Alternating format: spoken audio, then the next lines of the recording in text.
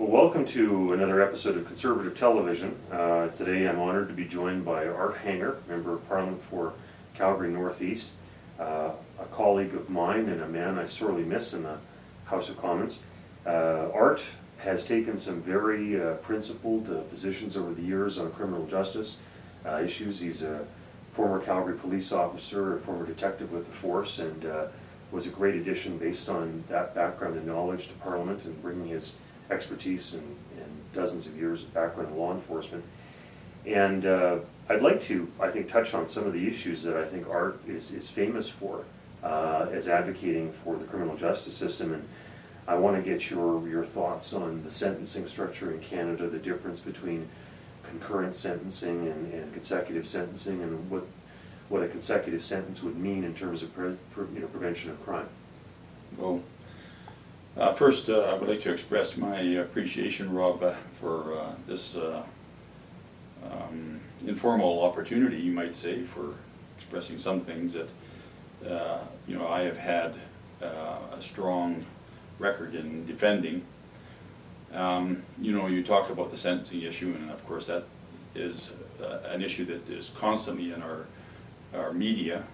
The releases of violent offenders, the sentences that do come down by the courts, how they're altered sometimes by parole, by corrections themselves. But I have to say, over the years, one thing that sort of focuses and brings it all into a very narrow position is that just how much truth is there in all of the sentencing in the country. We desperately need in the country truth in sentencing. Where it's not compromised by a court system or necessarily by a parole board or plea bargained away in the back room. And there's a lot of plea bargaining going on. When you talk about truth in sentencing, it scares a lot of people, and they say, well, look at all the people you're going to be putting in jail and keeping them in jail, which in many respects really is warranted. To keep the violent, to keep the repeat offender out of circulation so that he can go and re-victimize. One of the things I think of is Adam Smith was actually involved with the Edinburgh Constabulary, and one of the things he said was that prisons are more valuable to a society than palaces.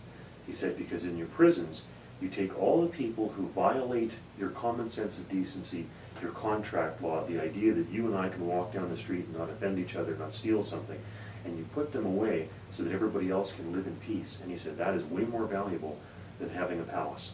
But the unfortunate part of the way it has evolved in our country is that now they're building palaces for prisoners. That's a great one. Yeah, it's true. It is something that's been completely flipped on its head.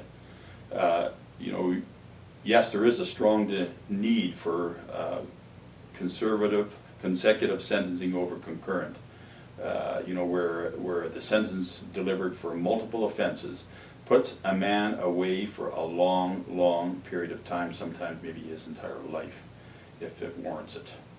And unfortunately, I don't see that happening. We need more beds, if you will, in our prisons. Yep. To make it absolutely clear that there's no excuses for reducing a man's sentence because he happens to live in a cell with somebody else or two other inmates. That's not good public policy, and I don't think the public in our country appreciate these reduced sentences because of that. Oh, I agree.